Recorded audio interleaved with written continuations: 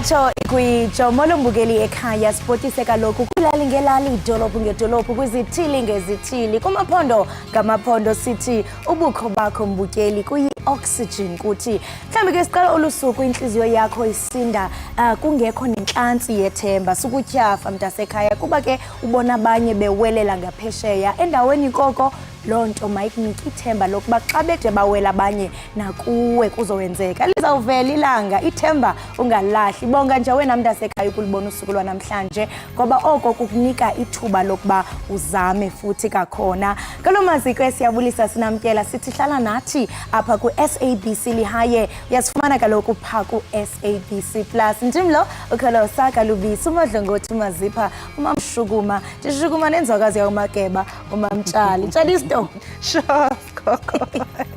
Sangena la ecapha sangena sakhele kudela singasangquzanga wena wabona amaphoyisa ezofuna umsolwa endaweni lapho ekusuke sekusheshwa usungasakwazi ngisho nokuqedela ukugqoka kuvele kuthiwe hey waza uzoqoka phambili igama lami ngunoxolo wakwamwali umamtshali umantshingo ungacoshi cosha abafokazane ungadideki ke mbukeli lona hlelo lwakho loluyingqayiziveli ekhaya jikelele okuyilena kuphela uhlelo lwesidlo sasekuseni olusakaza ke ngesinguni lapha kumabona kude ingabe ke abathe noma ingane abathe besayibabaza ukucathula yavele yagaqanga amadolo bathi besathi hayibo yavele yasukuma yagijima angithi phela mbukeli namanje sesitholakala ngisho na ku-SABC Plus asadingi nje ukusuhlala endlini ukuze usibone sawubona njengoba ke mbukeli sesingena ke ihoreni lethu lokuqala ake sibheke indaba ehamba phambili.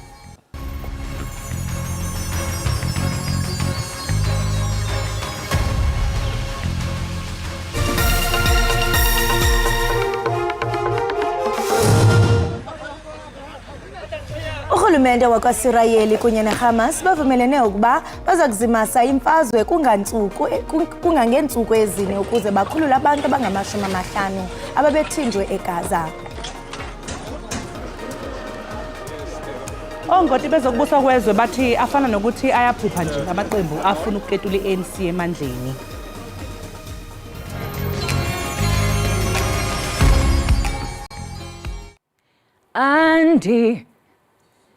Andinanto undize kanye nkosi ndize kanye nkosi yam molweni emakhaya igama lam ikhona ndiyimvumi zenihlale ke nibukele Ekhaya jikelele apha ku-SABC Plus nonwabela izinto ezifana nezemidlalo ezendaba nazo zonke ezinye izinto enizithandayo emakhaya ningahambi.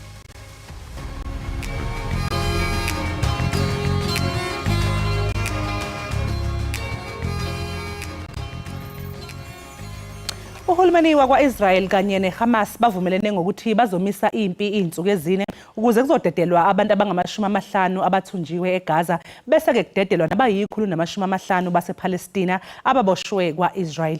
Okhulumela umengameli ke wakuleli uVincent Magwenya uthi uhulumeni uyasamukela lesi sivumelwano seyinhlangothi zombili. We have, as soon as possible, a humanitarian ceasefire so as to alleviate the levels of distress that people who are injured, people who are in hospitals, families who are in need of food and water are able to access all of those amenities and those necessities. It's a development that we recognize as quite key, and it's a theme, it's rather a development that aligns very well with the theme of yesterday's gathering of BRICS leaders who all called for a ceasefire and a humanitarian ceasefire and a focus on reaching those who are in need. We therefore commend the state of Qatar, the United States government, as well as other parties who have been quite instrumental in arriving at this point. I-NPA ithi iza kuphinda ivule ityala lobuqhophololo ngakulowo wayesakuba yinqonyela yakwa-Eskom omatshela koko enkundleni ithi iyasiphikisa isigqibo senkundla sase-Middleburg.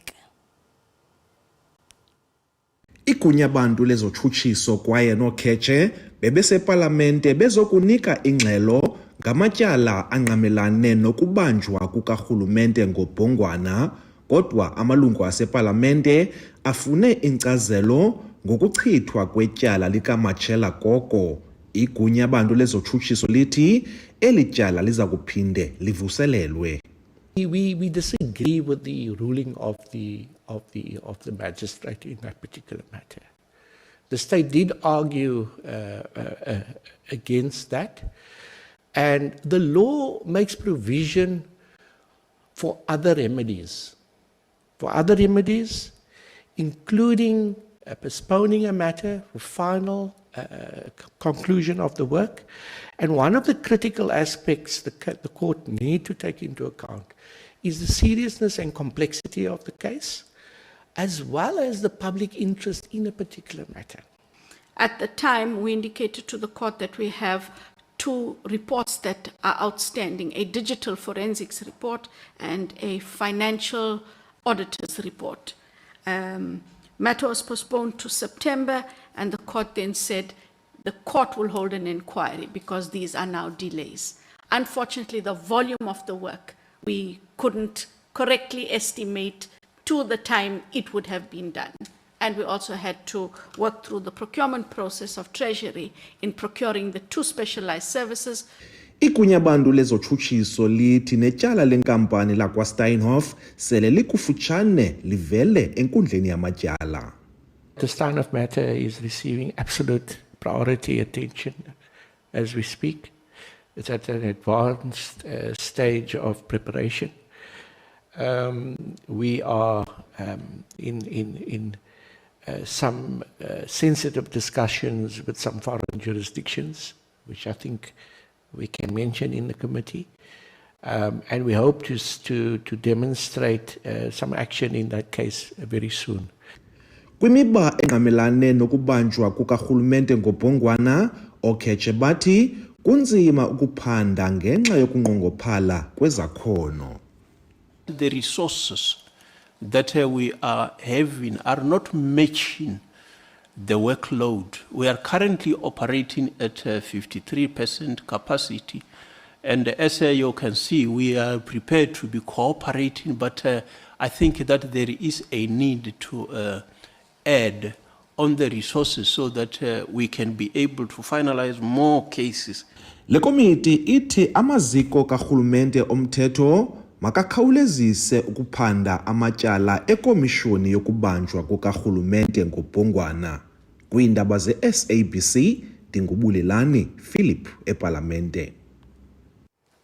Abanye abahlaziyi bezombusazwe bathi isifiso se-DA kanye ne-EFF sokuketula i-ANC okhethweni lwangonyaka ozayo sifana nephupho nje.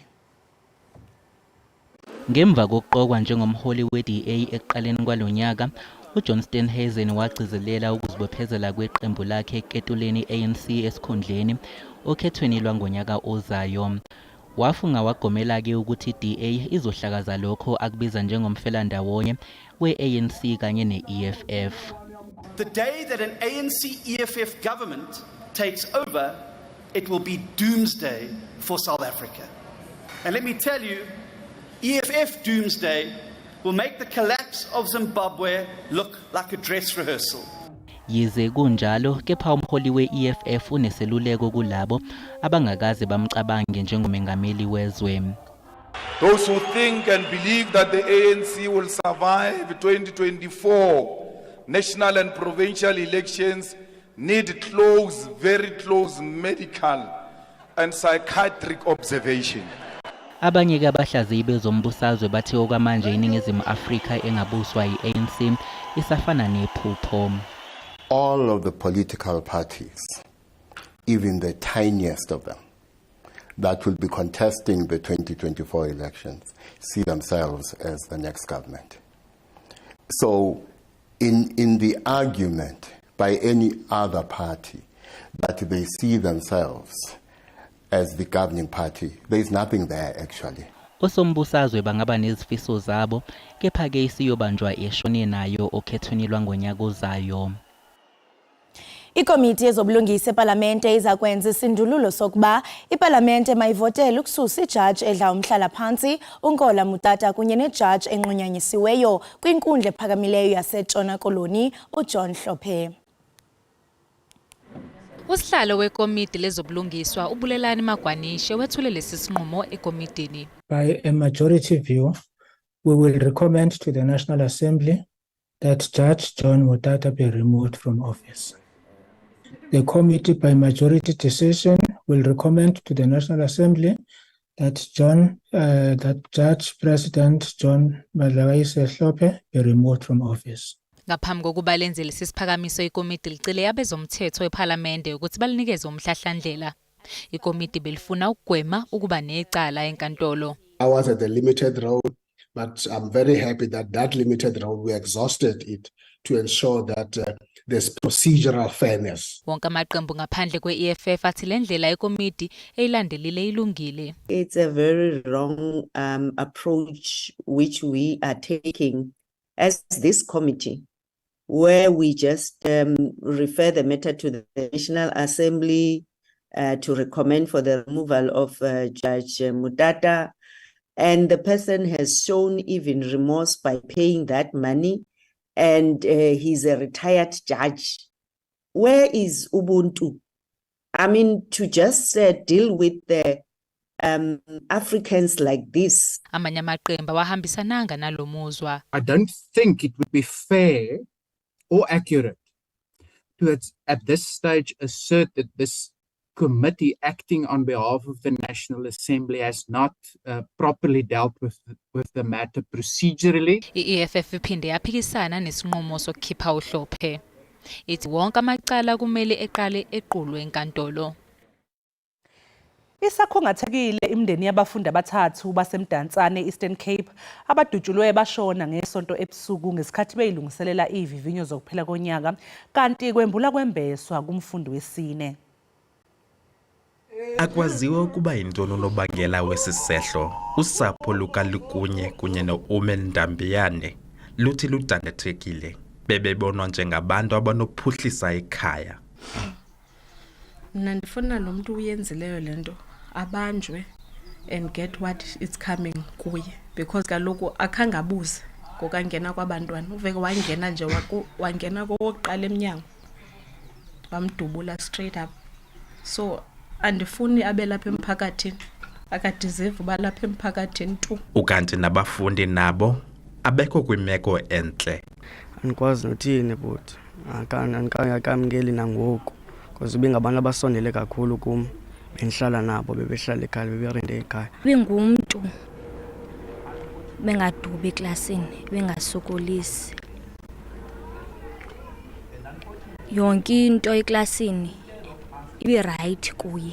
Isebe lezemfundo ephondweni lithi lijonga indlela zokuncedisana nezintsapho. Kuba esaziwa lo muntu wenze lonto, kufanele into bani law enforcement agencies selezimthathile xa kungoku. Kukwatyalwe onontlalontle ukuze baqhube inkqubo yentuthuzelo ngokwasemphefumlweni. Abongile Yankis kwiindaba ze-SABC emdantsane. Kwaze kwabuhlungu mbukeli, siyathemba into yokubana intsapho ezichaphazelekileyo zizawufuna intuthuzelo emoyeni. Chungcembe mbukeli novimba wethu sele siqalile izicwangciso zokucoca imathafeni embombela eMpumalanga emva kwesaqhwithi. Esaqhwithi ke mbukeli sibangele intlekele kwindawo nakwimizi yabantu. Imvula ihambisana nomoya namandla yenza umkhulu umonakalo, eminye imigwaqo yagcwala amanzi, kwaphinde kwacekeleka phansi nemizi yabantu. Siphosesa fayitolo lathina. Lo moya lobo ukhona uthi litene emthangala wethu ngalemva la phakathi etindlini kungena emandi manda akahambi nje ngoba nikubona kunje. Ula isimushile kakhulu tindo tuwile tahlukile letindo esimushile konke leti hlahla vele awambeki. Le mvula yona islimatile kakhulu vele uma kungimi yona ngihlala ngimoshakalele yonke eminyaka. Akunalanga lamahala every day imvula mayina nkose ngalale ngoba iyangena. Umasipala wesifunda uhlola umonakalo owenzekile ngenxa yale mvula. Amashumi amathathu nakune emakhaya la ngenayo bongcwengcwe. Kepha ke umphakathi walapha ekhaya eHlanzeni uyancedana, kepha ke njengoba ngisho ukuthi uyancedana kukhona lapho lesekuvalwe khona sivalile ngemaseyila ukuthi kukhona ukuthi kube nempahla endlini. Umasipala uthi umnyango wezenhlalakahle esifundazweni ufaka isandla ukusiza izakhamuzi esikhahlamezekile. Ikomiti lasephalamende elibhekele umnyango wezemali lifuna ukuthi uhulumeni agunyaze ngokugcwele umthetho ozovumela izisebenzi ukuthi zikwazi ukuthatha ingxenyana esikhwameni sazo somhlalaphansi ngesikhathi isaqhubeka nokusebenza. Uhlelo i-two-pot retirement system luzogunyaza izisebenzi ngokuthi seyingakwazi ukudonsa ingxenyana ethile yesamba semali yazo enqolobaneni yesikhwama elondoloza imali yomhlalaphansi. Kodwa kuzoba impoqo ukuthi ingxenye eningi zingayithinti ukuze zikwazi ukuyiphilisa lapho seyithatha khona umhlalaphansi. It's been a long journey. We've been frustrated at times that National Treasury has really just it's played hot and cold with us. They're on board 1 minute, next minute they want to delay. Then the next minute they're on board, the next minute they want to delay. And workers have been quite frustrated. Workers are really drowning in debt. Whether they have jobs or they don't have jobs, they're struggling. You have an economy of a 41% unemployment rate. Many workers have lost wages. Many workers have not even seen wage increases to keep pace with inflation. The cost of living has risen, electricity tariff hikes, the repo rate hikes, etc. Food inflation, petrol inflation, and so forth. So workers are really looking forward to this. Inkampani i-Alexandra Forbes eyengamele ukulondolozwa kwemali yempesheni yezisebenzi eziningi kuleli ibona sengathi kungaba ukuthatha ngamawala ukuthi lolu hlelo lube selisebenza ngasekuqaleni konyaka ozayo. So the process from now is that the chair of the standing committee would write to the Minister of Finance. The Minister of Finance then has 14 days to respond to that because obviously what they voted for differs with what the Minister of Finance put forward. Ikhosathu imagange ngokuthi ishamthetho kuzofanele siuphasise umthetho ozogunyaza uhlelo kuwona lo nyaka ngaphambi kokuthi amalungu ePhalamende ahlabe ikhefu lamaholide amade okuphela konyaka. Mbukeli ake sibheke ukuthi ezimakethe kuhambe kanjani izolo. iJohannesburg Stock Exchange ivalele uphansi uhwebo lwerandi ezimakethe. Irandi libiza u-18.71 edoleni lasemelika libe u-23.39 kupondo kanti lingu-20.37 ku-euro. Ipula laseBotswana libiza u-1.37. iJSE ivale inkomba yezabelo yenyukile. Igolide libiza $2,001 i-ounce, iplatinum libiza $923 i-ounce, uwele ungahleziwe ubiza $78.90 umphongolo.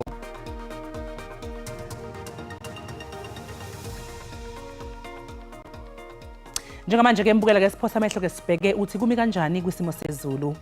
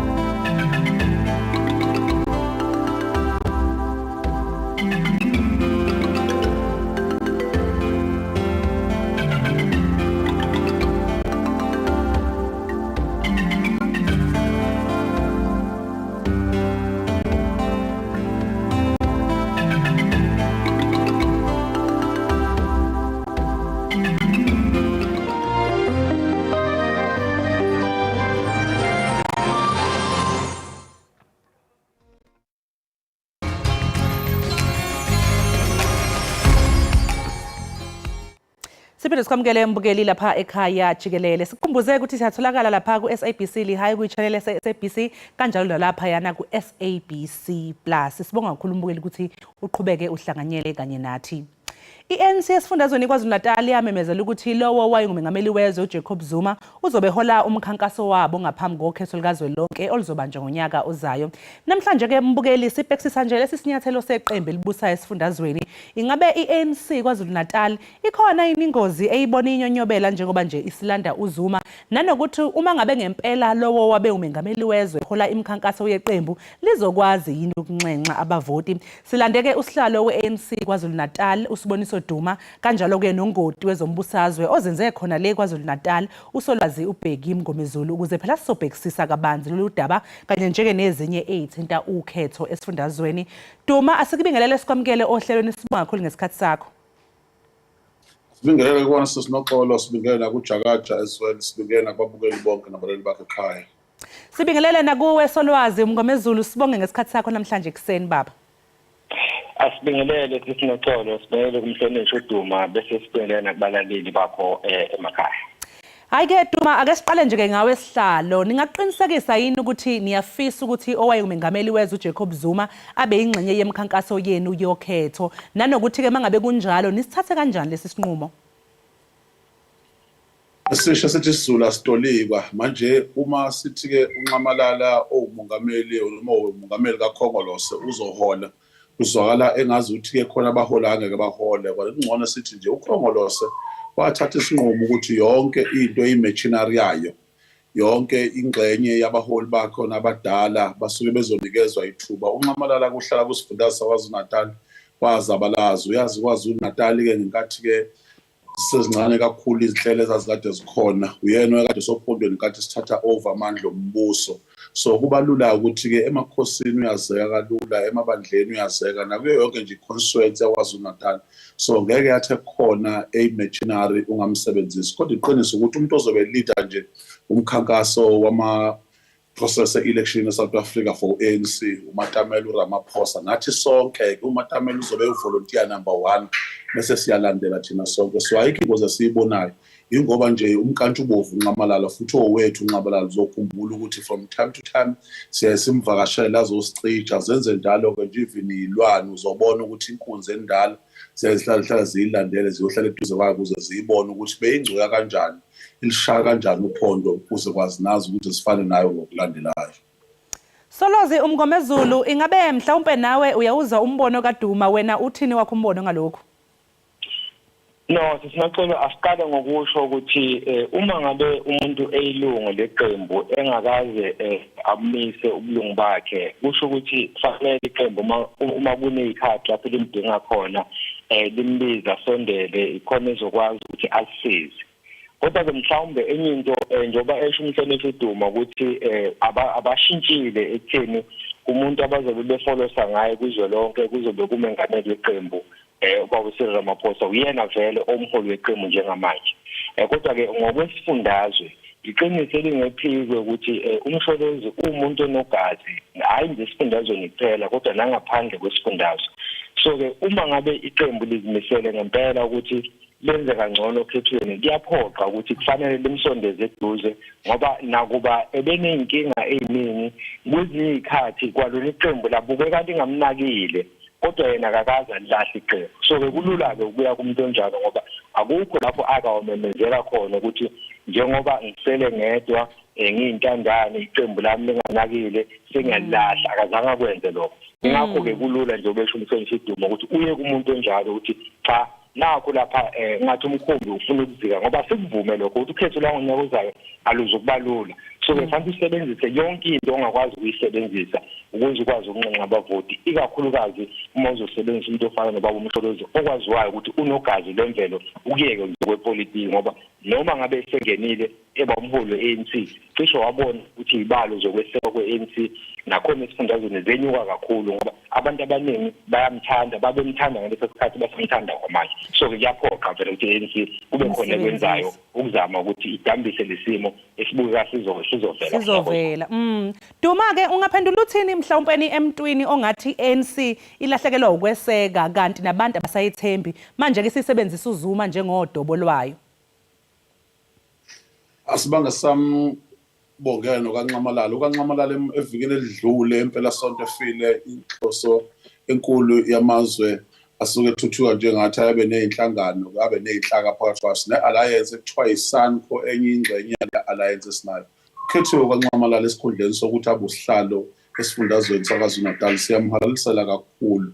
Nakhona-ke cishe ubone sisinoxolo ukuthi ukhongolose bukade by-election lapha ku-Ward 41 unyukile kakhulu awina-ke izinketho zolo ngo-81%. Siyahalalisela lokho.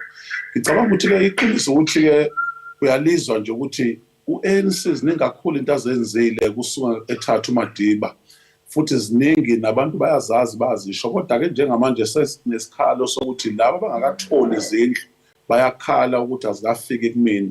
Laba i-service delivery ebonaka ishodozo ukufika kubona bagcina bekhalaza nanento ezingenziwe kahle ngoba uzobona ukuthi sithe nje ama-ward councillor into efuna ayishintshe ukuthi iviki neviki kufanele kube khona into ayenzile ngabahlala nayo emphakathi baye kuma-VDs inyanga nenyanga maybe izi-community meetings responde direct ey'ntweni efanele ziyazenza. Umsebenzi ufana ngabe umgqiqo esihamba ngawo sikhathi but mase uya kuma-elections uyayolinyuse-ke ziningi izinto ezenza ukuthi-ke lama-elections abenzima. Enye into isimo sokuzinza komnotho sibukeka sinenkinga khona abantu abaqashiwe abantu abasha ngezinga besihala ngalo. So vele uhulumeni osuke yi-lead of the society so kufanele babhekene emehlweni. Kukhongolose inhlaka zimbili kuthiwa u-ruling party afinde abe i-liberation movement usazenza zombili lezi zinto kufanele ahlala azibhalansise ukuthi umsebenzi wakhe ukuthi akhathazeke uma ngabe lungekho uzinzo. Uzwile ukuthi namabhange eSouth Africa athatha isinqumo sokuthi-ke azolehlisa irand ukuze athole kakhulu, but siyazi ukuthi imida ikisho lutho saluze imali eziningi kakhulu ebezilimaza ukuthi nakendlela nje izimpahla ezingena ngayo naneziphuma ngayo singabi phezulu kakhulu. So sicabanga ukuthi sisebenza ngazo phezulu zonke lezo zimo kodwa sizokwazi ukuthi unyaka olandelayo sikwazi ukuthi ukhetho sinqobo. Yebo Mnumzane uDuma sisakuwe-ke bengisabuza ukuthi laphayana i-ANC njengoba ungathini emntwini ongathi i-ANC lahlekelwa ukweseka yingakho nje isisebenzisa uMnumzane uZuma njengodobo? Yayibenziswa ngithi-ke iqiniso ukuthi kunezinto eziningi kakhulu ezenzekile ezweni abantu abazibonayo. I-ANC ilahlekelwe ukweseka uzobona nje ukuthi sashona khona. Ngiyacabanga ukuthi niyabona-ke manje sinoxolo ukuthi siqalile siyawina kakhulu ama-by-election akhona ngoba kufanele kube khona isikhathi i-ANC lizozikhuphula khona izinto. So ngithi asilahlekelwe ukweseka mase sihlala uNxamalala. uNxamalala bevele khona akazayi indawo ushilo nakhona usolwazi ukuthi uNxamalala uyilunga eliphelele lakhongolose njengamanje uqokiwe kwezinhlakeni zakakhona-ke kwi-alliance yaka-ANC. So asimlande ngoba siphelele ukuseka siyaseka uNxamalala simdinga emini simdinga ebusuku ngoba vele uyivolontiya ukhetha nje ukhongolose ukuthi mina Sibonise Duma ngiyazibophezela ukuthi kusuka manje ngiyozinikela ekulomzabalazo sikuwona ngiyosebenzisana kakhulu ukuthi ngilethe ikhono lami elikhona ohlakeni lenhlangano futhi ngiyobe ngingabhekanga nzuzo. So usho njalo-ke noNxamalala washo njalo kudala-ke uNxamalala uma bekhumbula waze futhi wayilida-ke lenhlangano kakhongolose. So akabhekile inzuzo ezofanele ize kuyena kodwa uwumuntu nje oyishoshozela ofuna isizukulwane namanje sikwazi ukuthi siyitheste inkululeko. That is why isho njalo ethi away izinto ezisixabanisayo asiphume entweni ezosibuyisela eceleni kodwa-ke asilide-ke iy'nhlaka nomphakathi ukwazi ukuqhubeka ubuyele kusithemba njengomhlangano. Yebo Mnumzane uDuma solwazi ulibona lizosebenza yini kodwa leli isu le-ANC lokuthi lisebenzise uMnumzane uZuma ukuze kukhankaselwe ukhetho lwangonyaka ozayo? Sinoxolo itulo lingasebenza uma kukuthi ubuholi beqembu kuzwelonke kanye nabo bonke abasey'khundleni njengamanje bayakwenza lokho okudingwa ngabavoti. Ngoba iqiniso lapha lithi ipolitiki yaKwaZulu-Natal ye-ANC akwazi ukuyikhipha kwipolitiki yezwelonke ye-ANC nepolitiki nje ngokuvulelekile ngoba izinto ezenzeka kwi-national ziba nomthelela ey'ntweni ezenzeka kwisifundazwe. njengoba esho nje ulomhlonishwa uDuma ngodaba lwesimo sezomnotho kuyiqiniso ukuthi umnotho wezwe awumile kahle okugcina ke manje kuba nembuzo ukuthi sifika kanjani inkingeni nje asike siyeke indaba yokuthi kwake kwaba nalento yokwehla noma ukuzika komnotho abakubiza ngesingisi bathi economic recession ngoba sakwazi ukuphuma lapho ke sikiyeke futhi ukuthi kwaba neCovid ngoba siphumile lapho ke siyeke izinto zase-Ukraine nase-Russia nalenzeka ku-Middle East yebo kuyiqiniso zinemthelela lezo zinto kodwa ke umbuzo uthi yini thina esikenzile engamaphutha esingakwazi ukuthi siyilungise bheka udaba lukagesi lona olumgogodla wayo yonke into ephathelene nomnotho waseNingizimu Afrika nayo yonke into ephathelene nokuqashwa kwabantu eNingizimu Afrika okusho ukuthi uma lezo zimo zingalungisekile ku-national ukubuyisa unqamalala yebo kuzoyisiza ANC ekutheni ithole izibalo ezingcono kunezibalo kade izoyithola uma kade engekho kodwa uma zingalungisekile lezi inkinga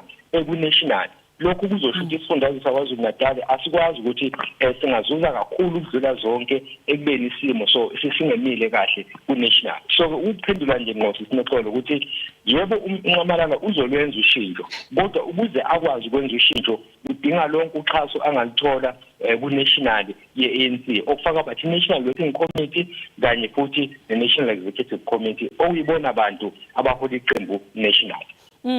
Mnumzane uDuma noma ke kunesikhashana ngaphambi kokhetho kodwa ulibona lenza njani iqembu iNC lapho KwaZulu-Natal emva kokhetho awunalo yini mhlawumbe uvalo lokuthi hey kukhona abangasihlwitha lesi sifundazwe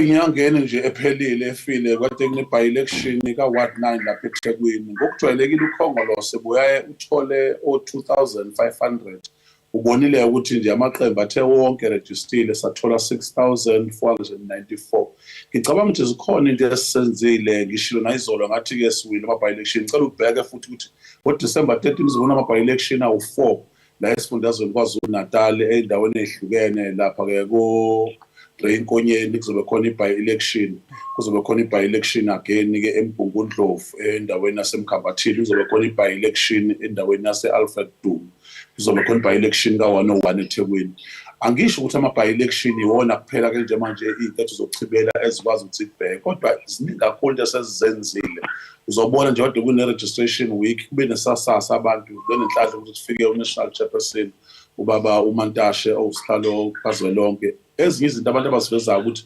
siyawuthanda kakhulu ngoba sayinanda saya kaMasha sagcina sikwazi ukuthi sihlale phansi namagatsha basitshela ukuthi basawuthanda ukhongolose izinto ekhala ngazo ukuthi bafisa ukuthi izinto lesizithembisile through i-service delivery eThekwini in particular bathi uma singazenza zonke nje bazokwazi ukuthi baphume ngobuningi bawo ngoba ukhongolose ke sisinoxole awulinyazwa ukuthi ke abantu basuke bengawuvubulanga kulinyaza ukuthi abantu abawuthandayo basuke benenkinga ukuthi abaphumanga emakhaya ngoba khona izimo abangazenzanga bathi abantu hayi uma ngingasenilungisa u1 2 3 sibhizi ke systematic that is why uzobona eThekwini ke ka-Ward 9 kube khona isasasa ngoba almost zonke into abasuke bezilindile siyakwazi ukubenzela zona sicabanga ukuthi zona zonke nje izinkalo zezifunda ezikwaZulu-Natal uma singakwazi ukuthi silungiselele yonke into abasuke beyisho uma bekhale ngomgwaqo la bekhale ngamanzi sawathembisa sawafaka IDP sawafaka kwi-budget yaseprovinsini bekufanele sikwazi ukuzenza lezo zinto ke zikhona ke izikhalo uzobona nje ukuthi njengoba nje kuphela unyaka njengamanje kwi-festive season so abalaleli abazokwazi ukuthi beze esifundazweni saKwaZulu-Natal laba ekuthiwa ama-tourist sinxenxe abantu abama-investors bonke lokho kusuke kuzokwenza uzinzo noshintsho kodwa kudingakala ukuthi lesizithembisile-ke at level yomasipala sikwazi ukuthi senze sure ukuthi yonke into esingakwazi ukuthi besemandleni ukuthi uhulumeni ayenze akwazi ukuyenza ukuze ukuzethemba kunyuke kakhulu bathi beya kuma-election next year izinga nje lokujabula ukuthi umsebenzi esiwenzayo bayawubona kuzona zonke iy'nkalo nanebhizinisi kube kungcono. Sesiphetha-ke Solwazi ingabe nje-ke ungathi nje qaphu kafishane mhlawumpe njengoba sizwile-ke nawe usho ukuthi uNxamalala uyasho ukuthi yena uyalithanda iqembu i-ANC kanti abantu abaningi-ke bebecabanga ukuthi mhlawumpe lokho kungathiwa ukuthi uke waboshwa lapha ejele laseMtshezi ingabe abantu bakwaZulu-Natal bayithukuthelele yini i-ANC ngenxa yokuboshwa-ke kwayo ngumengameli wezwe kanti singakubona yini lokhu kungenani noma-ke ukungenami kwabo bekuveza ngendlela abazovota ngayo? Singaqala asikhulume iqiniso njengomuntu efa kunabantu KwaZulu-Natal abangenene ngendlela ukhongolose alisingathanga udaba lukaMsholozi lokho nami ngomunye labo bantu angilisho nje iqiniso vele njengomuntu oyisakhamusa kwaZulu-Natal lokho ngikhisho ukuthi iqembu likaKhongolose ku-national linazi ibalo liyakwazi ukuyisebenzisa ibalo ukuvikela amalungu alo njengoba lakwenza lokho livikela umengameli uSengamaphosa ngodaba lwasephalaphala. Umbuzo ke uthi kungani lingakwazanga ukwenza okufanayo ukuthi uma kufika endabeni ezithinta umsholozi ukuthi hayi asidedele umthetho uthathe indawo yawo. Okushuthi ke kukhona abantu abanawo umuzwa ukuthi kukhona ukukhetha iphele emasini ekutheni izindaba ezithinta umsholozi zingasukunyelwa ngendlela ezisukunyelwa ngayo uma ngabe kuthinta abanye abaholi beqembu. Engicabanga ukuthi iphutho fanele iKhongolose alilungise. Njengoba umfowethu uDuma uqinisile impela ukuthi i-ANC ibinyazwa ama-own goal ezishayela wona hayi ukuthi amanye amaqembu ayandlondlobala. Uma ingalungisa lawo maphutha angaphakathi isengakwazi ukuthi idlondlobale kodwa uma ngabe ingawalungisanga lawo maphutha kukhona ukusina kuyijeqela. Sibonge kakhulu ke Solwazi uMgomezulu ngesikhathi sakho namhlanje.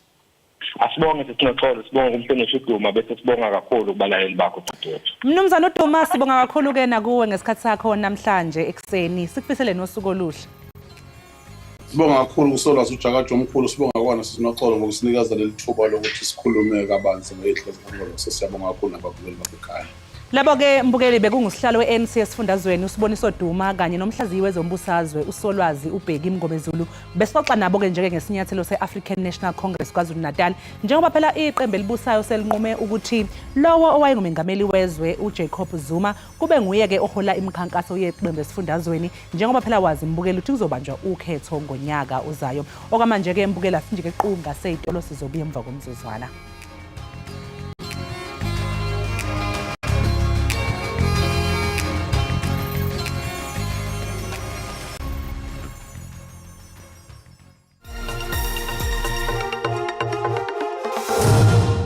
Iqela le-Lions lijonge ukubuyisa indumasi yalo xa liza kuqobisana neqela le-Zebra kwibala i-Ellis Park eRhawutini kulo mgqibelo sijonge kuyo.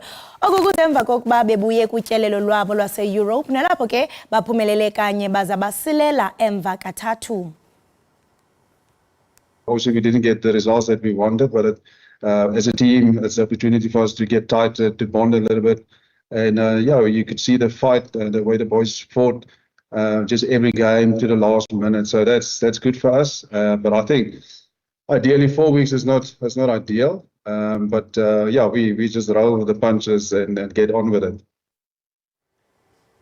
Iqembu lebhola lombhoxo iBulls lihlose ukusebenzisa ngokugcwele isimo sezulu enkundleni yazo yezemidlalo ePitoli lapho phela zotholana khona neqembu lase-Ireland iConnacht emidlalweni we-United Rugby Championship ngomgqibelo. Umdlalo uzoqala ke ngehora lesihlanu ntambama kanti amazinga okushisa angomgqibelo abikezelwe atshengisa ukuthi ke azobe ngaphezulu kwangamashumi ke amathathu. Lokho ke mbukeli kuzowasebenzela phela amaBulls kulomdlalo njengoba iqembu lase-Ireland lingajwayele ukudlala ngaphansi kwamazinga aphakeme esimo sezulu. We set out a goal for ourselves to get 14 points on tour.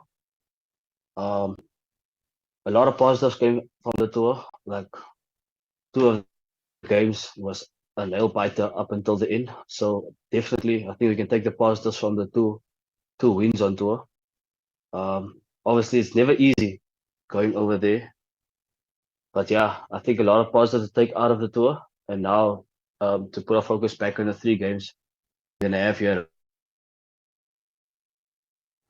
Iqela leqakamba lase-Australia libuyele ekhaya emva koloyiso lwalo kwesihlandlo sesithandathu nakwilizwe ebelisingathe indebe ye-India. Ezintshatsheli ke ziqale ukuzibonisa amandla kumdlalo wandulela itumente ngokuphumelela ke ngewicket ezintandathu ngecawe. Bandula ke batywatyusha kanobomi iqela laseNdiya yaye ke nokapteni weqela le-Australia uncome kakhulu ukuzimisela kwabadlali bakhe. In a World Cup, you only get one chance every 4 years. And you know, especially playing somewhere like India, it's hard. So to be pitted up against the rest of the world and come away with a medal, that's doesn't get any better than that. And then adding to that an away Ashes series, a World Test Championship, yeah, we couldn't have planned for much better. So pretty satisfied group.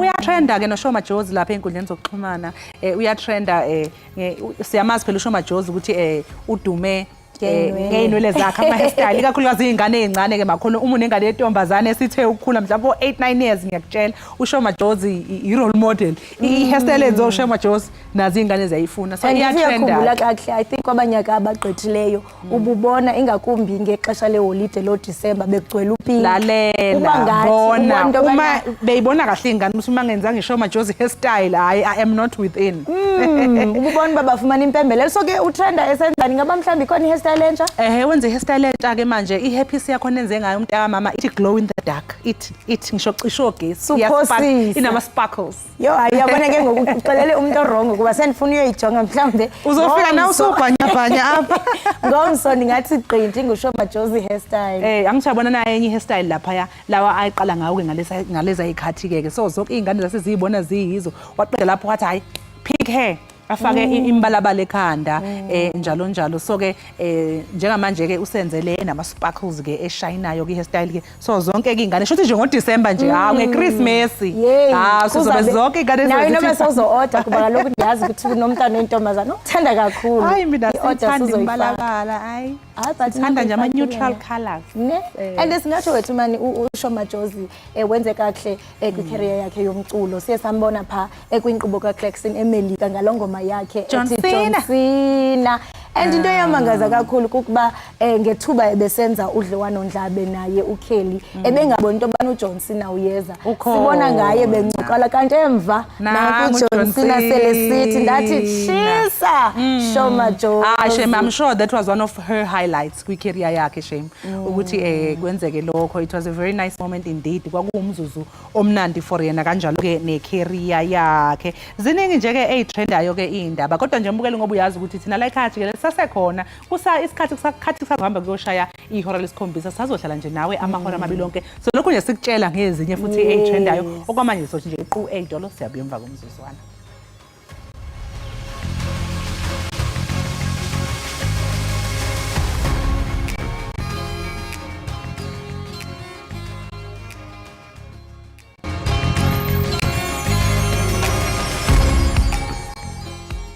Siphinde sikwamukele mbukeli lapha ekhaya Jikelele sibonga kakhulu ukuthi usahlanganyele kanye nathi kanti ke njengamanje mbukeli siqhubekela phambili nezindaba esiphathele zona sikhona ke isidumbu mbukeli esesitholakele njengoba kunababili abaminza emfuleni Clip Refer ngesikhathi kwenza umsebenzi wokugeza ukutholaka kabanzi njengamanje sixhumana ngocingo noXolile Khumalo ovela ke kubantu bezimo eziphuthumayo eGoli Xolile asikubingela sikwamukele ohlelweni sibonga kakhulu ngesikhathi sakho namhlanje kuseni Sambingele sinoxolo nababukeli ekhaya.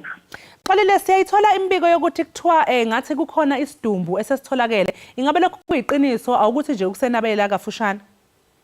Yebo impela kuyiqiniso kunomzimba esitholile izolo ntambama ngabo 12.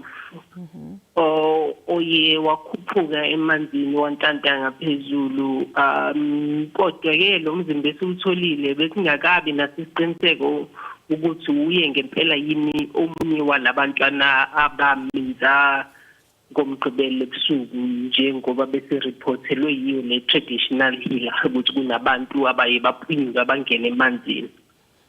Manje Xolile mhlawumbe njoba ke isidumbu sesitholakele izolo imndeni mhlawumbe yalaba bantu okubikwa ukuthi yibona bangene emanzini isikwazile mhlawumbe ukuya lapho khona isidumbu uzizokwazi ukuhlonza ukuthi yiyo yini ingane yabo. Ngokwethu EMS umsebenzi uyiphele lapho mase simrecoverile umuntu bese sinikezela kuGPG okuyabahlengi baseGoli bese ne-SABC forensic iye kube yiyona edila ngayo le meko emva kokuthi thina sesihande over. Kodwa ke umndeni ngokuzwa kwami uyile eDeep Proof Mortuary ukuthi uyo identify yena lo umuntu osimtholile kodwa ke abakwazanga ukwenza kanjalo bathe ngathi ababoni kahle ukuthi uyini lo owabo. Ho bantu konje Xolile mhlawumbe sekungaba yini into engadala ukuthi mhlawumbe angabe besakwazi ukumbona kahle mhlawumbe indlela isimo sesidumbu sesingayo njengoba phela sesihlale mhlawumbe isikhashana emanzini sazi ukuthi futhi noma umuntu ehlelwa ingozi enjengalena umzimba wakho vele uhamba ushayeke endaweni ezahlukahlukene. Sinoxola kuningi okwenzakalayo nje lapha ngaphansi kwamanzi nokuthi-ke the body has been submerged in water for isikhathi eside esingaphezulu kwey'nsuku ezine. So kuye nje kube noshintsho olukhulu olwenzekayo. Isikhumba siyashintsha uma usuhlele emanzini uthola ukuthi mhlawumbe umuntu kwakumuntu omnyama mase phuma lapha yana usephuma esemhlophe nakho lokho kuyindida nje ngokwakho ngoba phela i-top skin ucwile emanzini esikhathini eside kuye nje uyibone nawe umuhlele emanzini ebhavu isikhathi eside nje ukuthi isikhumba siyashintsha so kangakanani umuntu behleli ngaphansi kwamanzi yabo isikhumba siyaphuma aphume mhlambe kwenzeka ukuthi usemhlophe imele mhlambe emekade ehambe ekhaya zincanyana mhlambe sekubonakala ngathi zikhulile useshayekile lapha wagudlwa amatshe wadliwa yini nezithizi lezi ekhona ngoba phela nawo lo mfula akuwona umfula onamanzi akliye amahle amanzi akhona nje nawo awumabi amnyama anezibi it's just contaminated water so kuningi okwenzakayo so kungenzeka vele ukuthi umsambono kokuqala ideke nje nawe ukuthi ayichabonga akuyena lo esimazi kodwa sethembe ukuthi mhlambe futhi bazophindela namhlanje bayobuka mhlambe babhekisise kukhona mhlambe ayegqokile abakwaziyo ngoba ingubo zona ayisalange emanzini uphume nazo so sithemba ukuthi mhlambe kukhona ozothi hayi ngiyasazi lesi siketi yisimpela lesi esigqokile ngalolu suku sibheke kulokho sethembe futhi ukuthi mhlawumbe nohlelo indlela yokusebenzisa ulibofuzo nayo ingasiza mhlawumpeni i-DNA uma ngabeke ukuthi sebexeke kakhulu manje xoli laba abanye ke bona abakatholakali uma kwenzekile ukuthi ifamily ikwazi ukuthi imkhombe iduye lo ntombazana kushuthi sobe sesalelwe oyedwa ke lo mfana okuthiwa naye wayengenile emanzini sekuthatha isikhathi esingakanani ngabe isaqhubeka mhlawumbe imizamo yokumbheka emanzini lo sasele yebo isaqhubeka imizamo ama-team omabili EMS security team ne-SABC water wing bazibuyela emanzini namhlanje ekuseni ngo-9 sokuthatha isikhathi esingangokuthi namhlanje ngiyacabanga ukuthi usuku lwesi-5 siqale ngesonto ekuseni Hayi sibonga kakhulu ke xolile ngesikhathi sakho sibonga nje nangomsebenzi enwenzayo wokuzama ukuthi nithole ke izidumbu zalabo abalahlekile sikufisele nosuku oluhle Ngibonga sisiloxo Mbukeli lo bekuxolile khumala kube xoxa naye kokhulumela bezimo ephuthumayo ke eGauteng njengamanje mbukeli sasingena ehora lethu lesibili kanjalo ke la ekhaya jikelele So kwamanje mbukeli asithi nje ke qu 8 bese sibuya ngihamba phambili